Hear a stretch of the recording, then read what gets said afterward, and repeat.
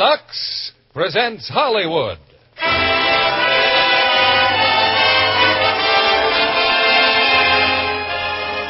Lever Brothers Company, the makers of Lux Toilet Soap, bring you the Lux Radio Theater, starring Ray Milland and Maureen O'Sullivan in The Big Clock. Ladies and gentlemen, your producer, Mr. William Keeling.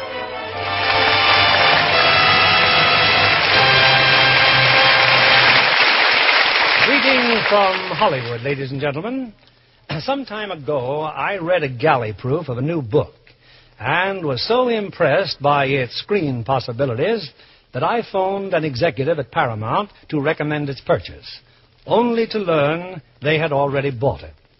That book became Paramount's outstanding example of motion picture suspense, The Big Clock. It's our play tonight, and we're fortunate enough to have two stars from the original cast, Ray Milland and Maureen O'Sullivan, with Ray playing a magazine editor with an uncanny genius for tracking down criminals, and Maureen O'Sullivan as his wife. This past week, Mrs. Keeley and I entertained two friends from Siam, who I discovered are enthusiastic users of Lux Toilet Soap. Even in Siam, or Thailand as it is now called, our product is famous as a beauty care. That was true in the quieter days before the war, when we visited this colorful land. And according to our friends, Lux Toilet Soap is still a favorite. They're on their way home now and are listening tonight from the Pacific as the curtain rises on The Big Clock, starring Ray Milland as George Stroud and Marie O'Sullivan as Helen.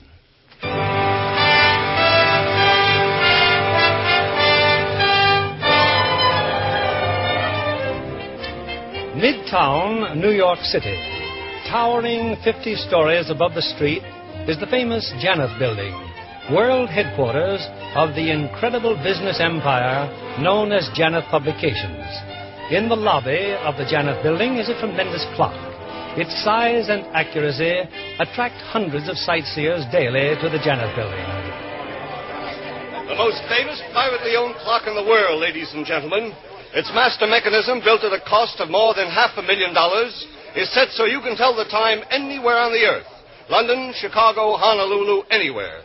This master mechanism also synchronizes every clock in this building with those in the other Janoth buildings in Kansas City, San Francisco, and the 43 foreign offices of the Janoth organization throughout the globe. Among the dozen different magazines owned by Mr. Janoth is one called Crime Ways, George Stroud, editor. And Mr. Janoth wanted me to tell you how delighted he is, George. Why, that's the fifth criminal Crime Ways magazine has found before the police. The fifth in 6 months. Yes, Sir George. We're proud of you. Now, what about your plans for next week? That's Cordet's problem, Steve. I'll be in West Virginia. Mr. Janoth wants you to follow through, George, personally. On my vacation? Postponed. Oh, no, nothing's postponed. This is my honeymoon. Honeymoon? With a 5-year-old child? He's 6 years old. And you know why it's my honeymoon? Earl Janoth. 7 years ago, I was assistant editor of the Wheeling, West Virginia Clarion. A happy man. Then I happened to run down a guy the police of 3 states were looking for. I got a $10 raise. So I marry my girl and we go on our honeymoon to her Uncle Fred's cabin at Indian Lake. When we open the door, the phone's ringing. Earl Janoth wants me to run Crime Ways magazine, not next week or tomorrow, but tonight. 2 hours later, we're on the train for New York. Think you'd have done better to stay in West Virginia? Look, Steve, put yourself in Helen's position. How would you like to be married to a woman who never had a honeymoon? It's an obsession with her. Is Helen home now? I'll call her up. Nothing doing.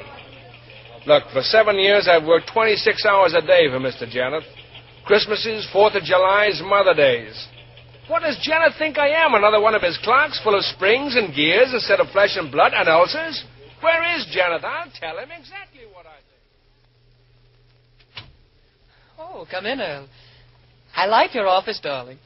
Pauline, how did you get in here? Oh, the tycoon's lair. The Berchtesgaden of the publishing world.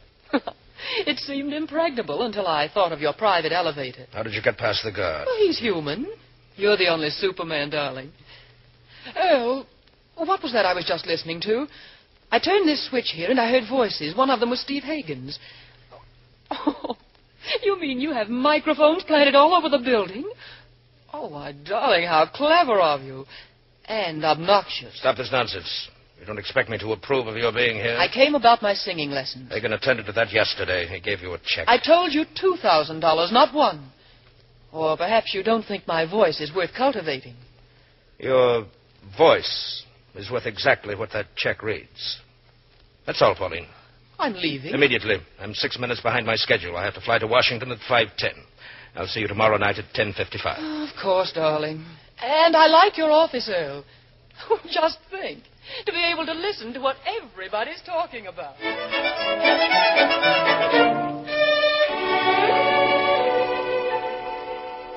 Earl, Stroud insists he's leaving on his vacation. He's all worked up about it. I'll take charge of that young man myself. And, Steve, on the 4th floor in the broom closet, an electric light's been burning for 2 days. Find the man responsible and dock his pay. Of course. About Stroud, he's meeting his wife at the Van Barth, 12:30. Let him have lunch. I'll get around to him later.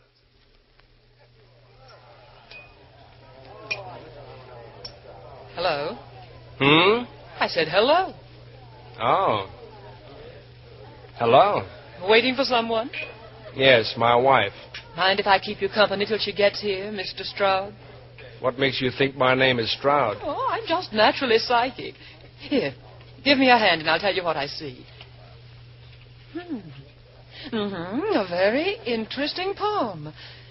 There's been a quarrel about a very unpleasant man, a publisher. Hey, wait a minute. I'm scared of you. Oh, you don't have to be. You see, I was listening to you and Mr. Hagen. Only at the time I was in Earl Janoth's office. Your voice came through beautifully, Mr. Stroud. What were you doing in Janoth's office? Oh, Earl and I are old friends. He once pointed you out to me. Perhaps I should say we were old friends. You know, what you said this morning made me think that we have a great deal in common. You know the inside, and I know the outside. And together we could... Oh, Helen. Hey, say, you're late. This is Miss... Pauline York. Yes, she was telling my fortune. Oh, don't let me disturb you. Oh, it's quite all right, Mrs. Stroud. I'm afraid the psychic vibrations are unsympathetic. Goodbye, George. She is psychic. I'm definitely unsympathetic. Now, darling, let me explain. A, she just this minute spotted me. B, I wouldn't make a pass at her on a bet. And C... And C, you knew I'd be along any minute. Yes, so let's sit down and get a table. Did you pick up the train tickets? Yes. A drawing room on the 7:22 from Penn Station. And Tommy's at Grandma's. Oh, George, I still can't believe we're going. Hey, now, that's no mood for a honeymoon. Oh, I know. But sometimes I think you married that magazine instead of me. Well, look, we've got a certificate that says different. Yes, but we don't live that way. We're like strangers sharing an apartment. Either you come dragging home at night too tired even to talk to me, or else you're off having fun with some dancer in San Francisco. Now, I told you that was for an article. Oh, I could write an article, too. How to look at a wall in 6 easy lessons. Oh, George, we should never have left West Virginia. Why, we'd be a family now, an honest-to-goodness full-time family. Darling, George, if you just listen to me, Well, I have listened for 7 years. George, do you realize our son doesn't know you? Why, a boy needs a father. Look, darling. Look, we're going to have lunch. After lunch, I'm going back to the office. And at 5 o'clock, I'm leaving the office, and neither snow, nor heat, nor rain, nor gloom of night is going to keep me off that train for Wheeling, West Virginia. Oh, I'm crazy. I'm crazy, I know it. But I believe you mean it. Oh, darling, please be on that train.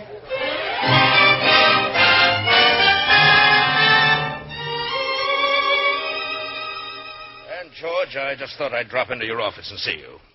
Yes, George, I'm curious. You are Mr. Janoth? Yes, this job you've been doing of finding people a step ahead of the police all the time. What's the method, George? Well, we call it the system of the irrelevant clue. Uh-huh. Now, the police only look for the relevant clues. They haven't much time for anything else, not when a case just breaks, you see. But we assemble all the clues. We recreate the man, his character, his habits, his emotions. And when you have that pattern straightened out, it's easy enough to figure where to look for your missing man. Well, that's interesting. Most interesting. Now, this Fleming case, do you know how we found Fleming? Seashells. Seashells? Yes. Fleming was a fanatical collector of Paleozoic bivalves. I checked his index and found he had every variety except one. You see? It's up there on the blackboard. Now, the only specimen of that seashell in the United States is in a museum in Salt Lake City. So I assigned a man to watch it constantly. Fleming was going to steal it? Well, it wasn't for sale. Now, wouldn't you steal something if you wanted it badly enough? Yes, I might. George, you've done a fine job of work for me. Well, I think the real credit belongs to the crime wave staff, Mr. Janoth. That's another thing I like about you, George. You're modest. George, we've worked together now for 6 years, haven't we? 7. Shoulder to shoulder, comrades in arms. Neither of us letting the other down. Now, George, this Fleming story, properly followed up, should boost circulation 10%. Oh, 15. That's the spirit. So I'm giving you carte blanche for the next 3 issues. The next 3 issues? Yes, carte blanche. And then a wonderful vacation. All expenses paid. South America. West Virginia, Mr. Janoth, and tonight. Now, George, listen to me. No, you really had me going there for a minute, Mr. Janoth. You're a great performer. Then I'll dispense with the performance, George. Either you see this thing through with us, or you're fired. That's okay with me. I'm fired. And I'll have you blacklisted all over the country. You'll never work on a magazine again. It's still okay. I'll give you exactly 4 minutes to think it over, George. Let Hagen know what you decide. I don't need 4 minutes or 4 seconds. Yes? Call for you, Mr. Stroud. A woman. Well, what woman? She wouldn't say. She keeps talking about reading your palm. Oh, put her on. Hello? Hello, George. And how are you? You want to make a bet? 5 to 1, your crystal ball hasn't given you the latest flash. I've just been fired. Blacklisted, never to work in the publishing business again. What are you going to do about it? Well, first, I'm going to get myself a good stiff drink. Good, I'll join you. I'm sorry, but I won't have time. This is business, George. You see, the great man thinks he's going to blacklist me, too. But I know enough about Mr. Janoth to make him change his mind about both of us. So, how about the Van Barth in, say, half an hour? Oh, but it's almost 5, and I promised my wife I think this is one time she'd forgive you, George. Okay, half an hour at the Van Barth. Call my home, will you, Miss Adams? Tell my wife I'll be home at 6 o'clock.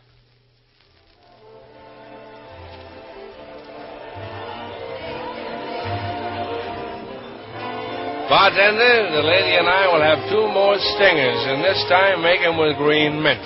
Green mint? Yes, Mr. Janoth hates green, anything green, didn't you know? Who's Mr. Janoth? Never mind. 2 drinks, doubles with green mint. Yes, sir. How you feeling? Oh, fine. Good. I'm feeling fine, too. Oh, George, it's getting late. Now, about that idea I have. So you want us to write his biography, huh? Janoth's biography. Who'd buy it? He'd buy it, Janoth, just to make sure it would never be published. You know, it's a very interesting idea. But it's not for me, honey. Now, what time is it? A little after 7. I said, what time is it? Well, if you want to quibble, 5 after 7. Holy smoke, the train! I missed the train! Excuse me, I got a phone home.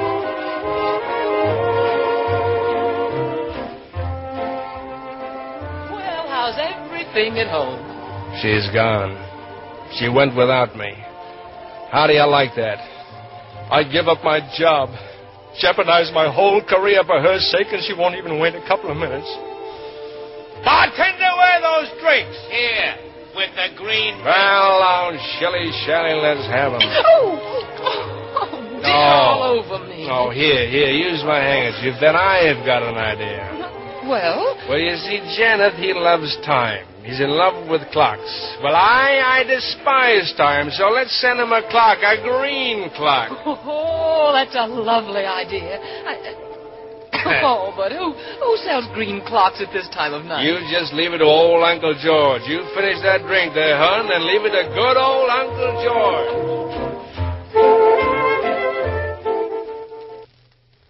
Let's look for another antique shop, George. It's a cinch they don't have any green clocks here. Hey, wait a minute. That painting over there. Oh, George, it's horrible. A painting of a pair of hands. Never mind your opinions. I'll bet that's a Patterson. Yeah, you see, Flora Patterson. Well, if I painted that, I'd never sign my name to it. One of these days, this canvas will be famous. Storekeeper? I told you, mister, no green cloth. How much for the painting? $12. Huh? Look, you want it? Give me $10. Sold and save the wrapping. I'll put it under my arm. But I'm taking my clock trade elsewhere. Yes, sir. Thank you. Good night, mister. Good night, lady. Oh, well. So you bought the painting. Huh? Who are you? Oh, just a busybody peeking in store windows. Isn't it a pity? The wrong people always have the money. Good night. You know, I think she's pixelated. Come on, we'll go to Bert's place for a green clock. Where? You never heard of Bert's place? It's a saloon. Oh. Very famous place. Bert's a collector. He collects anything from collar buttons to buggy whips. Why? Well, pardon me, it's his way of advertising. He's got a standing guarantee to all customers. A free drink to anyone who can ask him for something he hasn't got. I'm all for a free drink. Me, I want a green clock. Come on, it's just around the corner.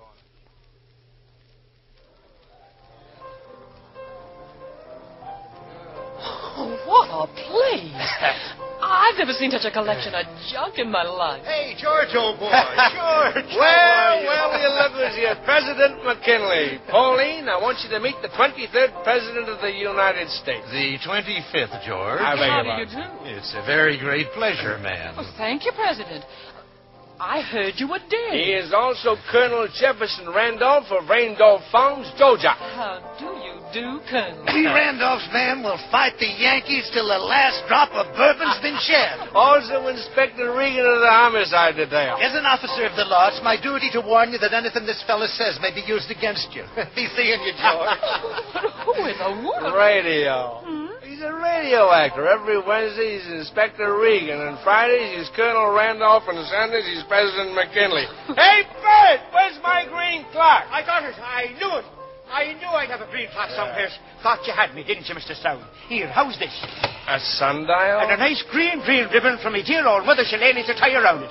Well, is this a green clock or isn't it? I tell you, the guy that one of us.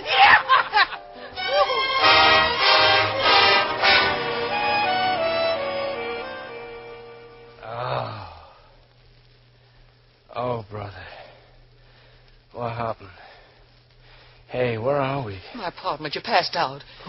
George, you've got to leave now, right away. Well, you were going to make some coffee. George, Earl Janoth's here. His car's downstairs. Janoth? Yes, he's on his way up. Now, please, hurry. Oh, and take this, too. Our green clock? No, I wouldn't hear of it. I want you to have it as a little memento. All right, just get out of here. Well, it's been a pleasure, Miss York. George, wait till you hear the elevator and then use the stairs. Yes, ma'am. Oh, here. Your painting. An original Patterson. $10. Don't worry, he won't see it. I decided to come back tonight, Pauline. Well, I'll only stay a moment. I was wondering if you had a pleasant evening. Marvelous. Started at the Van Barth and just kept going. Was he with you? The fellow who ran down the stairs as I got out of the elevator? Yes. Yes, he was. Who is he? Just a man. His name's Jefferson Randolph. What does he do? Oh, nothing much, I'm afraid. Sort of a playboy. I'm getting a little tired of your friends. Now, that's a shame, isn't it? The army captain, the lifeguard last summer, the racetrack tout at Saratoga. How many of us have there been? Shut up. You of all people, talking about my friends. What about you and that Artway's secretary? And that stenographer? And the girl from publicity? You think they'd look at you twice if you weren't the great Janoth? Stop it. Have you lived this long without knowing that everybody laughs at you behind your back? Stop it. You'd be pathetic if you weren't so disgusting. I said stop it. You clammy, flabby loser. Stop it. Stop it.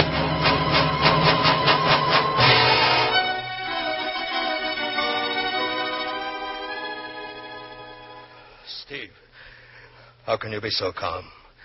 I told you I killed Pauline. Not 20 minutes ago. I killed Pauline. Why? I don't know. Forgive me, Steve. I had no right to come here to your home. I'll go to the police. Don't be a fool. What about Janoth Publications? Do you want to fight or do you want to quit? Steve, if there's any chance at all of getting out of this, you know I'll take it. Of course there's a chance. We've been very discreet about Pauline. No one knows about it but you and I. Now, tell me what you did. I can't describe that. You've got to tell me, Earl. 30 seconds before, I didn't intend anything like it. I just don't understand it. I struck her with some sort of sundial. Heavy metal. It's still there. Didn't you wear a hat? Where is it? I must have left it there. I'll go to her apartment, Earl. I'll clean things up. Steve, I'm gratified. I always thought you wanted to step into my shoes with Janoth Publications. Not yet, Earl. Janoth Publications aren't through with you yet. Now stop worrying. With any luck, nobody's ever going to know you killed Pauline York.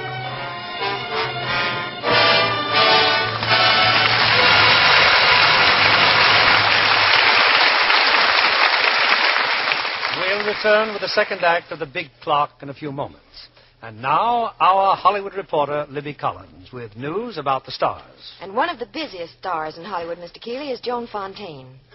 I attended a studio showing of her latest picture, You Gotta Stay Happy, released by Universal International. That's the second picture made by Joan's own company, Rampart Productions. Yes. And you know, it's really a family affair, because Joan Fontaine's husband, William Dozier, is the producer. So, what with being business partner to her husband and acting the leading role, Joan had plenty to do. She certainly proves she has a flair for light comedy, and You Gotta Stay Happy.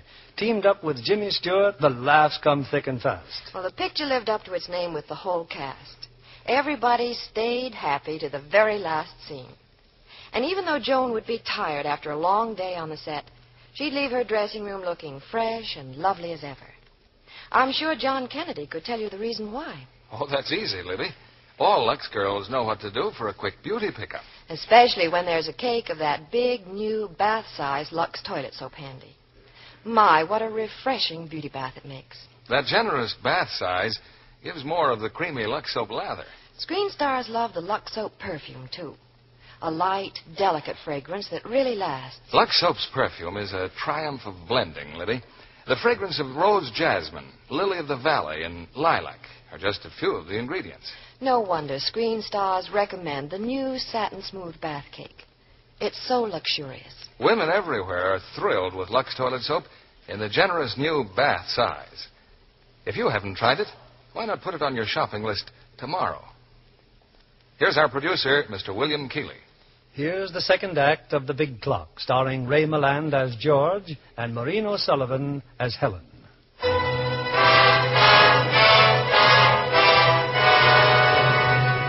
Earl Janoth made no mistake when he picked Steve Hagen as his second in command. Hagen's gone to Pauline's apartment. From her purse, he's removed a man's handkerchief and a check for $1,000. He set back the time on a broken clock, picked up Janoth's hat, and taken the sundial. Now, after a long talk with Janoth, he's telephoned George Stroud. But George isn't at home. George is in Wheeling, West Virginia. Don't you understand, Helen? I was detained. I took the first plane I could get. Oh, I was so angry when the train left without you. It was unforgivable, George. It was unforgivable you're leaving without me. Well, what was I supposed to do? Wait at the station till our golden wedding? That's exactly what Janoth wanted. Darling, I got news for you. I've quit. For good, forever, and for always, I quit. Oh, I don't believe it. We're unemployed and penniless. Oh, it's too good to be true. Blacklisted for life, never to work on a magazine again. Oh, George, how wonderful. Well, why didn't you phone me? Oh, darling, I had 18 million things to do. You just can't clean up 7 years in 5 minutes. Oh, I've been so miserable. Were you miserable, too? Miserable? I was desolate. I walked the streets like a zombie. You didn't meet any blonde fortune tellers on the way, did you? You're not serious. Yes, I am, George. I'm very serious. I can stand a lot, but that's one thing I just couldn't take. Well, darling, that's something you'll never have to take. You're the only blonde in my life. I'm a brunette. Well, you're the only brunette, too. Don't answer it. Well, hadn't I better? No one would call if it weren't important. Hello. George, Steve Hagen. George, we've got the story of the year. It's a natural for you. Haven't you heard, Steve? I quit. That's telling him, darling. But, George, this is important. The payoff man in an enormous war contract scandal. Find him and you'll get a bonus. 6 months vacation. I'm on a permanent vacation right now, and you can tell Mr. Wait Janoth a minute, George. Wait a minute. I'll put him on. Don't want to talk to him. This is Janoth, George. I behaved very badly yesterday. I apologize. Well, that's very big of you, Mr. Janoth. George, as servants of the public, it's our duty to find this man. The trail is still fresh. He was around town last night with a blonde. We know they were at the Van Barth in some place called Bert's. What? What place? Bert's place. Do you know who the girl is? No, and we don't care. We're only after the man. His name is Jefferson Randolph. Randolph? I'm not going to rest until I've exposed this scoundrel if I have to assign every man in our organization. Well, I'll grab the next plane, Mr. Janoth. George, if you leave me now, I'll never speak to you again. Darling, I have to. Why? Why do you have to? Janoth says it's a war contract scandal, but that's just a blind. He's trying to find out who's been playing around with this girl. I happen to know the man. Well? He's a victim of circumstance. I've got to go back. I've got to keep Janoth from finding him. It would wreck his life. His life? Well, what about our life? Helen, please. I've got to go back to New York.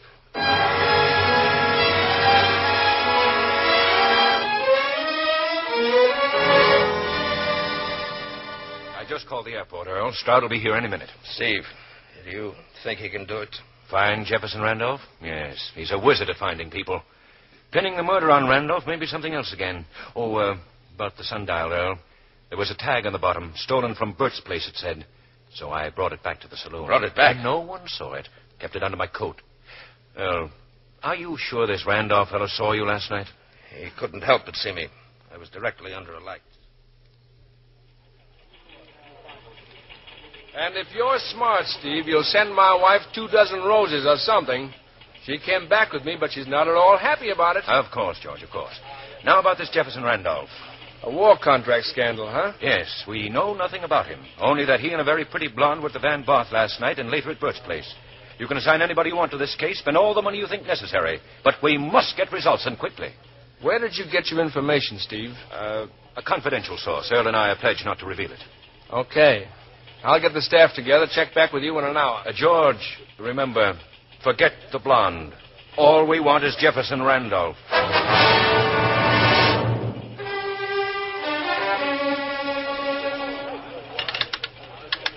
Hello? Hello, operator? I'm ringing that number for you now, sir. Okay. Hello? Bert's place? Bert? Yeah. George Stroud. Oh, how are you, Mr. Stroud? Look, Bert, I can't go into details, but you haven't seen me all week, understand? And definitely I wasn't around there last night. I get it, Mr. Stroud. A little wifey trouble, huh? Well, something like that, Bert, but don't let me down. Don't you worry, Mr. Stroud. I never even heard of you. Thanks, Bert. Much obliged. Miss Adams, Yes, sir? what about that Butterfield number? It still doesn't answer, Mr. Stroud. Oh, there's a phone for the apartment house. Maybe they'd know if Miss York went out. I told you not to mention that name. I'm sorry, Mr. Stroud. Well, forget the apartment house. I want to speak to the party directly. I'll try again in a few minutes. Hey, George, we got something. Come in, Caudette. Spaulding just phoned in, found a witness. Said he saw a couple black hours near Bert's place at 10:30 last night. The man had a painting under his arm. A painting of a pair of hands. What about the man? Any description? Oh, awful vague, George. The witness was too busy staring at the blonde. Well, put what you got on the blackboard. Bert's place, 10:30. Oh, George. Oh, come in, Steve. Couldn't that be one of your famous irrelevant clues? What? The picture, the painting of the hands. Oh, yes. Yes, it might be at that. And if he had it under his arm, maybe he just bought it somewhere in the neighborhood. Well, I'll assign a man to check. What's the matter with you? Put 6 men on it. Check every art store and antique shop in the neighborhood. This could be red hot. Yeah, you're right. Caudette, get every available man in here right away.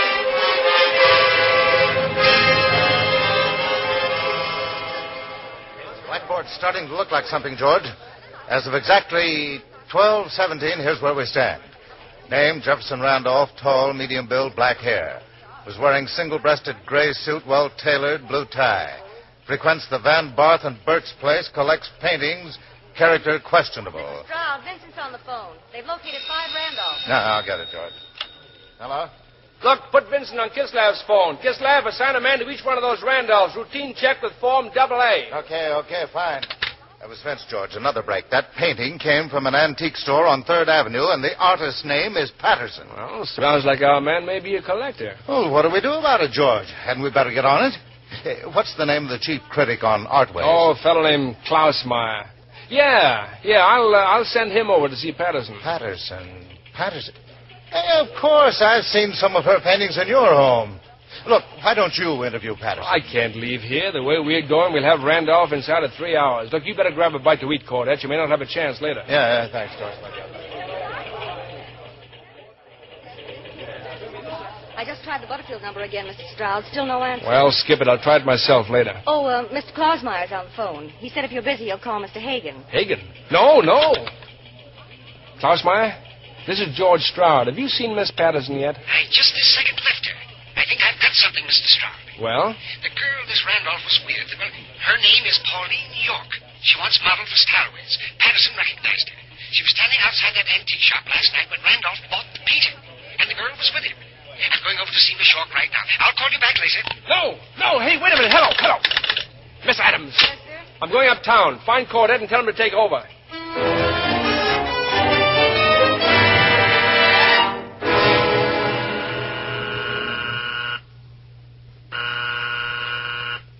Who is it? This is Mr. Klausmeyer. I'm from Artways Magazine. I'd like to see Miss York, please. Hey, why, Mr. Stroud. Hello, Klausmeyer. Looks like I got here first. Oh, well, yes, it does. You've seen Miss York, then? Yes, I've seen Miss York. Got all the information we need. Now, let's get out of here.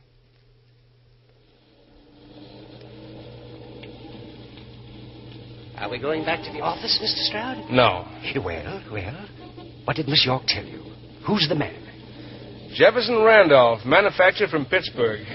Klausmeyer, hop on a plane right away. Find out all you can about him. But, Mr. Stroud, Pittsburgh? This is an order right from Mr. Janoth. Oh, yes, of course. Call me the minute you arrive. I'll wire $1,000 expenses. Incidentally, who have you spoken to since you saw Miss Patterson? Why, I phoned you right away. I haven't talked to a soul. Good. Now, there's a cab at the corner. Now, get to that airport. I don't even have a tooth. That's the spirit, Klausmeyer. Hey, Mac.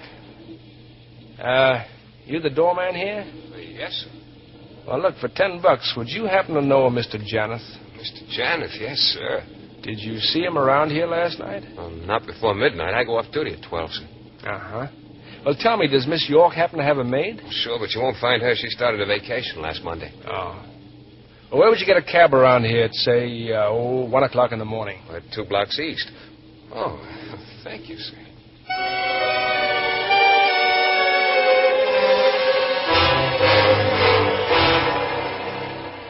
Here's George now, Earl. He's been out on the case. Well, George, we're making progress, eh? Fine progress. In time, 8 hours, and manpower, the efforts of 46 employees. In results, enough information about this man, his whimsicalities, his charming manners, his penchant for green mint stingers and modern paintings to write a biography. Just one thing, George. Where is this man? I don't know, Mr. Janoth. You don't know.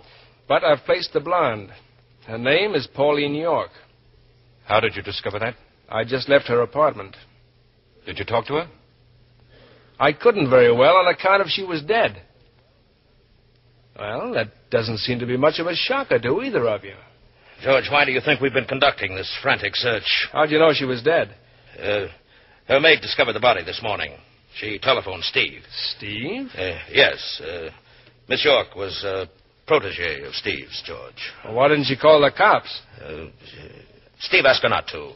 We want to trap Randolph ourselves. Big feather in our caps. But what makes you so sure that Randolph killed her? Who else could it be? Well, how about Steve here? She was his protege. It's a very strange suggestion, George. But I telephoned Steve at his home last night. I was speaking with him at exactly 12:32. Within 7 minutes of the time the murder took place. How do you know? Miss York had a clock on the table. It was broken in the struggle. Oh, then you've been to her apartment. The maid reported it. What's the matter with you, George? Nothing. I just can't understand why you're both so sure that Randolph killed her. Suppose an investigation proves him innocent. What investigation? Well, an inquiry around the apartment house. Witnesses who saw somebody else enter or leave. You have such witnesses? No, but I'll sure look for them. Unless you decide to let the matter drop. Aren't you going to great lengths to protect this Randolph? I'm just trying to keep an open mind. It almost seems as if you had some inside knowledge of this matter, George. Hello. Yes, Cordette, he's here. You have? Oh, excellent. Well, George, you can forget about your investigation. We have our man. He was seen entering this building not 2 minutes ago. Steve, I want emergency orders issued at once. Close the building and block all exits. Nobody is to leave unless identified. Identified? Identified by whom? Why, George, didn't you know? Oh, but how could you know? You just came in the building yourself. No, what? Your very efficient department has found the antique dealer who sold the painting to Randolph. They brought him in an hour ago. Take the dealer down to the lobby, Steve, immediately.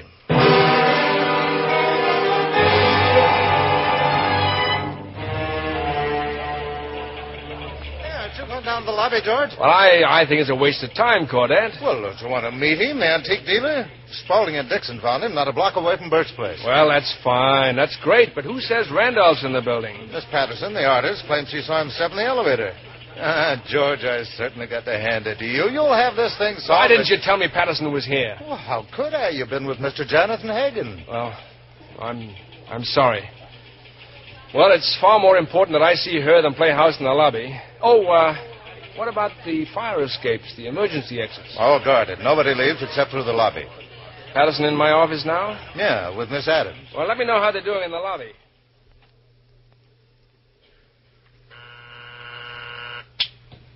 Yes, Miss Adams? Miss Patterson's still waiting, Mr. Stroud. Well, I'm on the phone. I'll be with her in a minute. Hello? Superior Cab Company? Look, I'm trying to locate one of your cab drivers, Casimir Kowalski. Oh? No phone. Well, how about his address?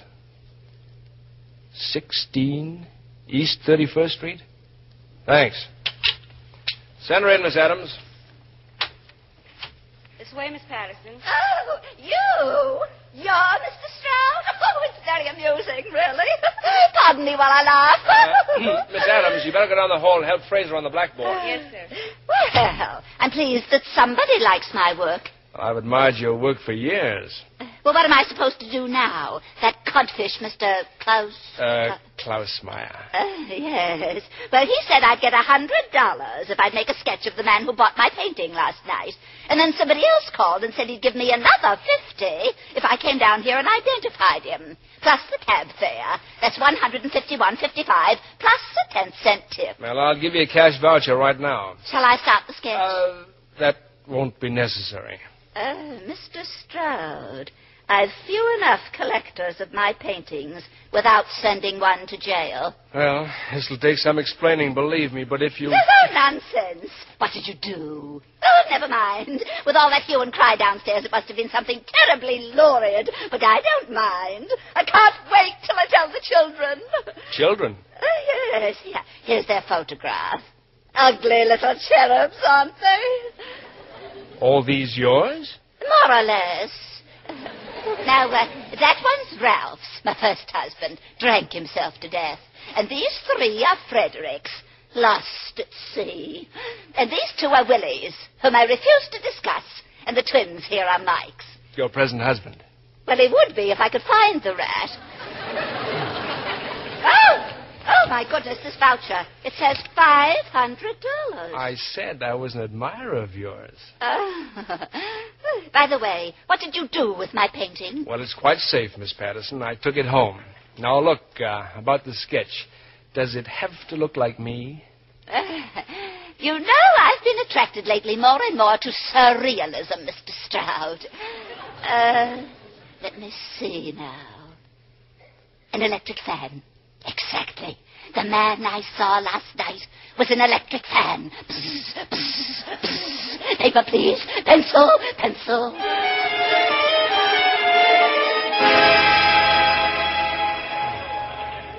heard all about what's going on from Miss Adams. My, that's quite a blackboard you have there, George. Oh, Helen, I knew you couldn't stay away. Not after what I found in our bedroom. Found in our bedroom? Yes, that terrible painting. Oh, darling, look, Liz, I can explain everything. Look, all I want to know is Look, what... let's go into my office. Oh, no, I can't. She's in there, Miss Patterson. Who's in there? Oh, never mind. Helen, if you'll only give me...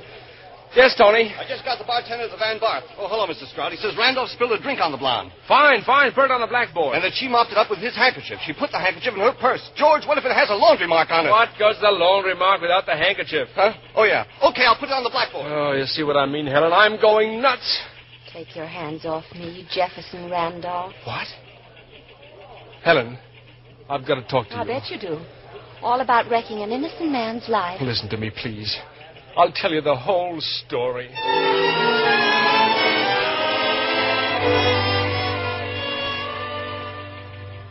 But why didn't you go to the police when you found she was dead? And spend the next 90 years in jail? Janoth can rig up a dozen alibis. He can sell his soul to him. So would a dozen others. Me? All I got is myself. Well, what about the taxi driver? Or did you just invent him? Invent a guy named Casimir Kowalski? You could invent anything.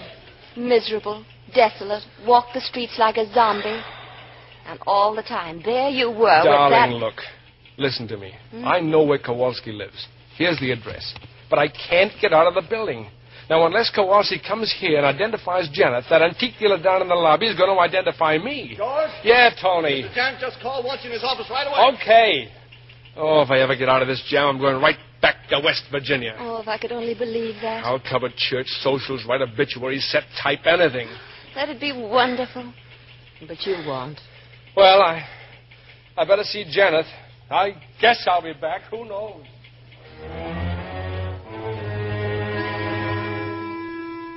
There's no doubt about it, George. That man Jefferson Randolph is one of my own employees. Moreover, he's in this building this very minute. I want him smoked out, George. Use the guards. Mobilize everyone.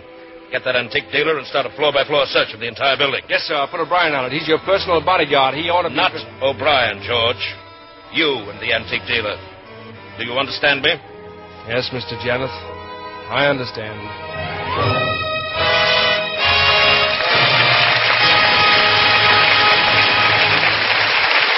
We pause now for station identification. This is CBS, the Columbia Broadcasting System.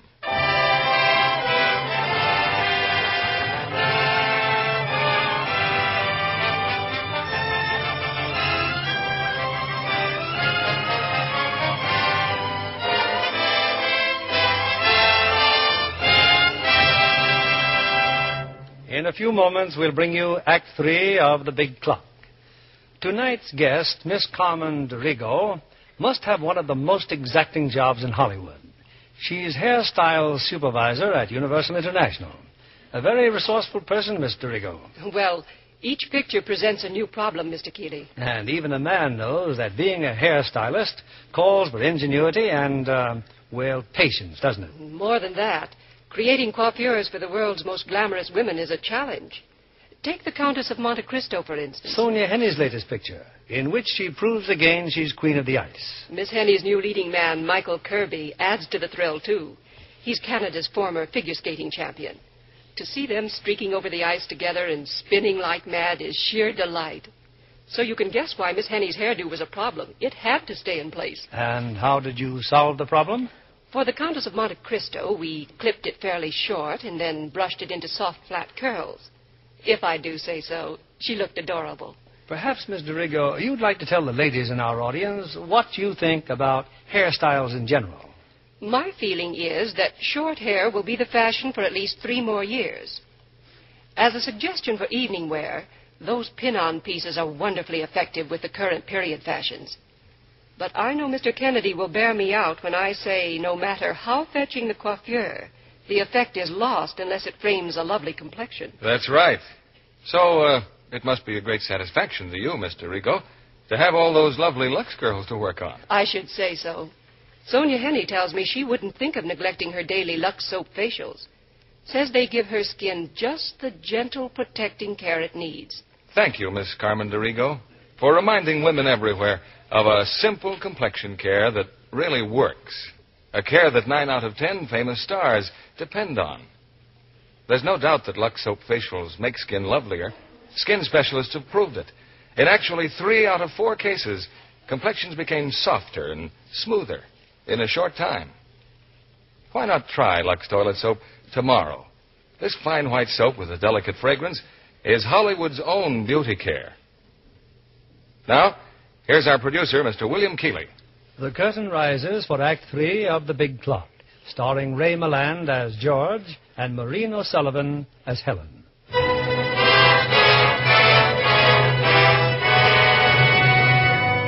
It's a few minutes later, in a private elevator that has just started up from the milling lobby of the Janoth building, George Stroud faces a terrified antique dealer. What, it is you? You are the man they're looking for. You bought that painting last night in my shop. Look, wait a minute. You gotta keep calm now. Take it easy. They said you were an official here. That you... Now, you haven't a thing to worry about. It's just that someone was murdered, that's all. Murdered? Yeah, they think I did it. At least they're trying awfully hard to pin it on me. Murdered? What are you going to do to me? Well, what would you do in a spot like I'm in? You'd stall for time to get proof that you're innocent, even if it means having to sock a nice little guy like you smacking the button. I'm sorry, pal, but that's the only way out. Where's that artist? Where is she, Steve? She'll be right in now. She's got that sketch of Randolph about finished. Did O'Brien get back? What about the driver? Did he find the cab driver? O'Brien's back. It cost you $5,000, but the cab driver's leaving town. Goodness, what an office. Now, which one of you is Mr. Janoth? Just sit down. Give me that sketch. I think I've captured his mood rather successfully, don't you think? Well, here, look. And just what is this supposed to be? Get her on up here, Steve. The woman's an idiot. Mr. Hagen. Yes, what is it, Tony? The antique dealer. Well, what's he doing here? He says Randolph jumped him in the elevator. I fought. I struggled. No use. He was enormous. Did you get a look at him? Such a face I will never forget. And that wild glare in his eyes. What everyone, Steve. Authorize them to shoot if necessary. Tell O'Brien, shoot to kill. And, Tony, you get Stroud in here. That's just it, Mr. Janoth. Stroud's disappeared. Maybe Randolph slugged him, too. Oh, the bartender is here from the Van Barth. Hold him in the reception room under guard. And find George Stroud.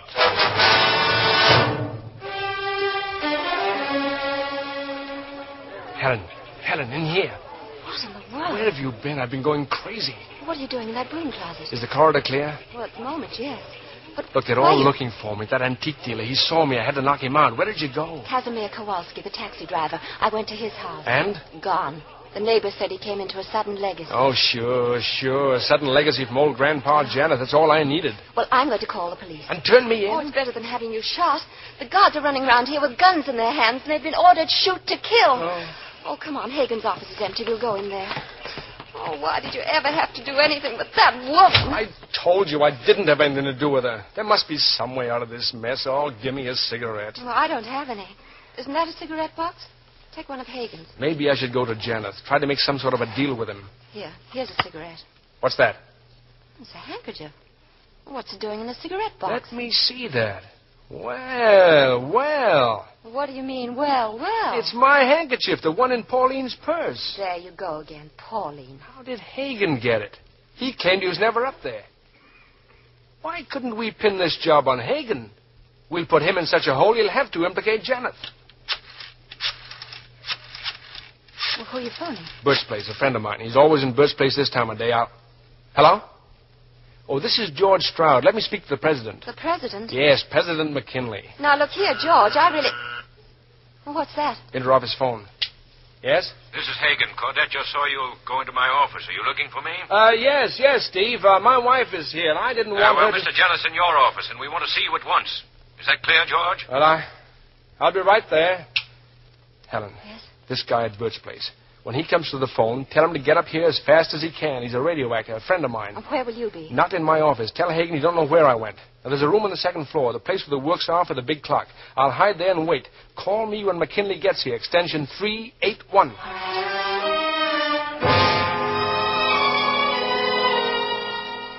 Stroud's disappeared again, Earl. His wife claims he left my office to come here. I don't get it. 250 people, 12 hours and 43 minutes, and we still haven't found Randolph. Right here, Steve, in our own building. Earl, look. What? The clock on the wall. It stopped. Mr. Hagen, the clock stopped in here. Well, why shouldn't it stop? What's the matter with that? But you issued orders never to stop the clock for anything. Why shouldn't it stop for once? It's a mechanical thing, isn't it? It can go wrong, can't it? It started again, see? Huh? The second hand's moving. Yes, that's strange that it should start again. O'Brien. Yes, Mr. Janoth? Go down to the second floor, O'Brien. See if anybody's in the clock room.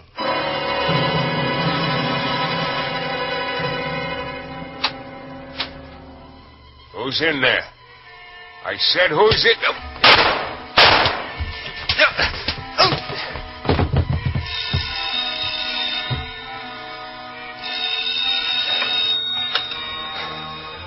Hello? George? Did you get the president? Yes, he's here now. George, are you all right? Oh, I'm fine.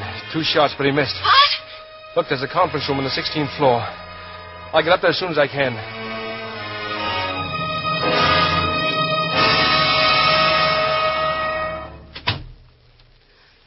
George, what happened? Never mind. Hello, Prez. I came right over, George, as soon as I could. Yeah, thanks. Look, we got to work fast before that thug gets out of the elevator. Who? What thug? O'Brien, Janoth's bodyguard. He'll be coming up after me. I just shoved a letter opener inside the elevator door. It broke the circuit. Now, he's stuck somewhere between floors, but it won't be forever. What can I do, George? Well, you stay here with me. Helen, find Janoth. Janoth and Steve Hagen. Yes? Tell them to come in here right away. Tell them I've nailed our man.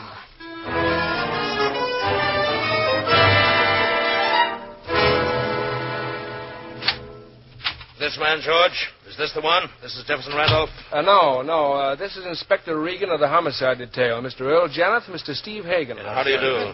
But, George, you said that you had the man. Inspector, would you mind stepping outside for a moment? I give you my solemn word nothing irregular will occur. That Hagen fellow, George. I've seen him before somewhere. Look, he's editor-in-chief here. Now, stay in the corridor, Mac, till I call you, will you? Right.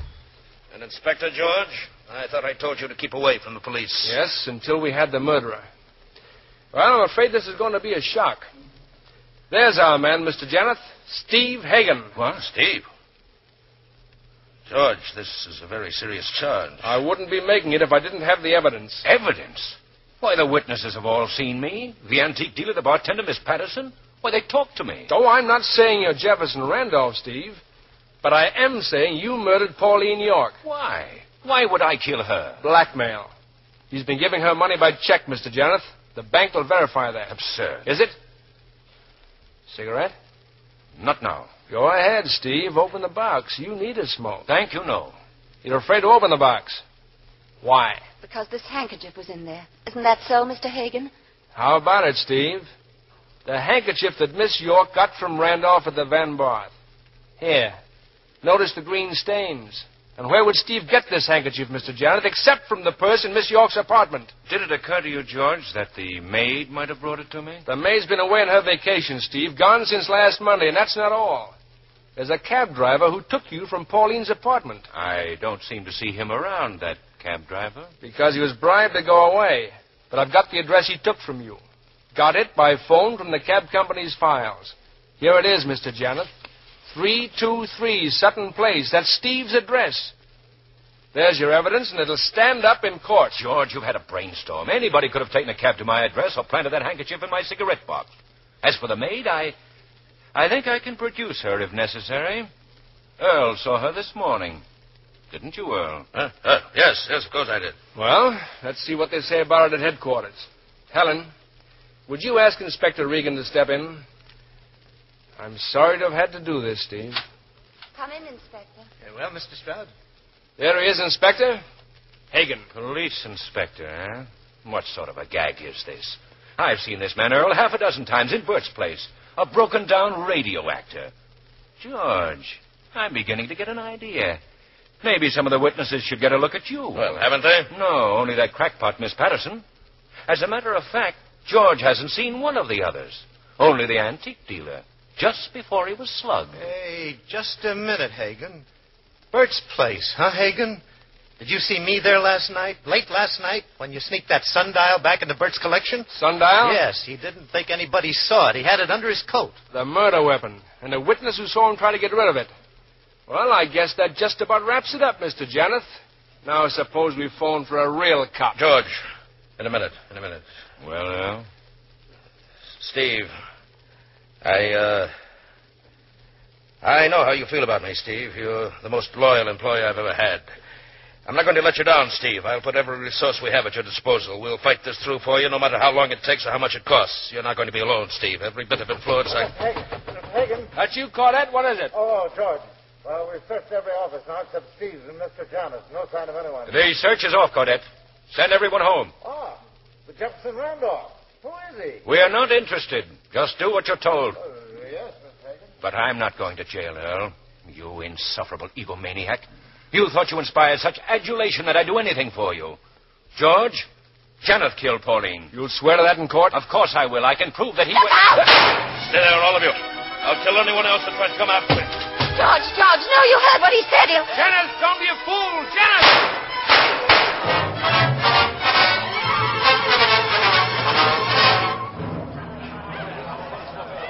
Oh, George, are you all right? Sure. What about Janoth? Janoth is dead, Mac. Claudette, keep him outside, please, all of them. I'll tell you later. Call the police, Mac, will you? Where is he, Mr. Janoth? Well, I chased him down to the next floor. He went for the elevator. The elevator door was open a few inches. I told you how I jammed that letter opener to break the circuit. Well, Janoth must have thought the elevator was there. He pushed the door open, and that's that. It's him! Miss Patterson, what are you talking about? That's George Stroud. I know, but that other man. Jefferson Randolph? No, he's my fourth husband. Mike, darling. No. Well, darling, Huh? I guess you'd better call the police. President McKinley is all tied up.